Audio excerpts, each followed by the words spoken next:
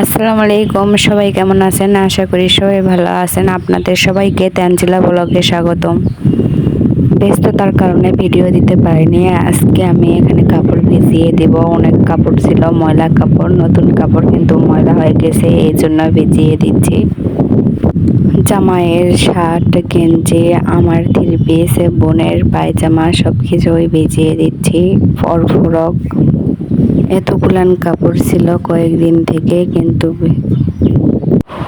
জামাই বলতেছে যে বাবার বাড়িতে আসে নাকি আমি অলস হয়ে গেছি। আমার একটা বদ অভ্যাস আছে যে দুই একটা কাপড় হলে ধুয়ে দেয় না, যখন বেশি কাপড় হয় তখন ধুয়ে দেয়। আমার মতন এমন কি আছেন জানাবেন। সব কাপড় ভিজিয়ে দিয়ে এখন আমি চলে যাচ্ছি। তারপর কিছু কাজ ছিল, সেগুলো কাজ কমপ্লিট করে আসলাম। এবার আমি কাপড়গুলো ধুয়ে নেব।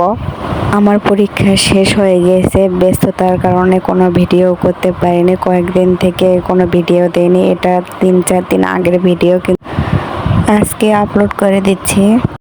এভাবে কাপড় পরিষ্কার করতে আমার অনেক ভালো লাগে। নিজের হাতে কাপড় পরিষ্কার করব, সেটাই সবচেয়ে বড় কথা। ওয়াশিং মেশিনে কাপড় ধুতে আমার ভালো লাগে না। আমার মতন কে কে আছেন কমেন্টে বলে যাবেন, আর এটাও বলে যাবেন যে আমার কে কে মিস করেছেন। দেখেন, আপনাদের সাথে কথা বলতে বলতে আমার কাজ প্রায় কমপ্লিট। আমার ভিডিও আপনাদের কেমন লাগে জানাবেন। এবার আমি বাইরে কাপড়গুলো নিয়ে যাই রোদে দেব। আমাদের এখানে কয়েকদিন থেকে অনেক বৃষ্টি হচ্ছে, এ কারণে আমাদের একটু সমস্যা। এগুলো আগের দিনের কাপড় উপরে ছিল, সেগুলো আমি রোদে নিয়ে এসে দিয়েছিলাম, এখন তুলে নিচ্ছি।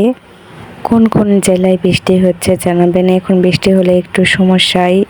যেগুলো কাপড় ধুয়ে দিয়েছিলাম সেগুলো কাপড় এখন রোদে দিয়ে দিচ্ছি। আপনাদের সাথে একটা কথা শেয়ার করতে চলে আসলাম। নিজের মা বাবার স্বামীর যতই টাকা থাকুক না কেন, নিজের পায়ে দাঁড়ানো উচিত, নিজের ইনকাম থাকা দরকার প্রত্যেকটা মেয়ের।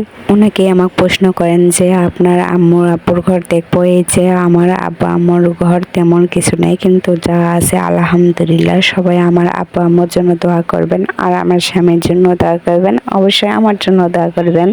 আর আপনাদের একটা কথা বলি, যারা নতুন আমার চ্যানেলটা সাবস্ক্রাইব করে দিবেন, তারা অবশ্যই আমার 3টা ভিডিও দেখবেন, না হলে ইউটিউব কিন্তু বন্ধু কেটে নেবে।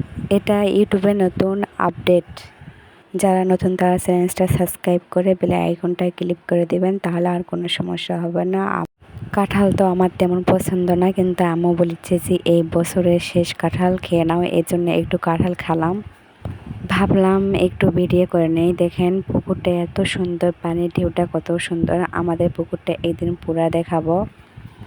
এই যে আমি চলে এসেছি। সবাই ভালো থাকবেন, খোদা হাফেজ। আর আমার জন্য দোয়া করবেন। আমার ঢং না করলে হয় না।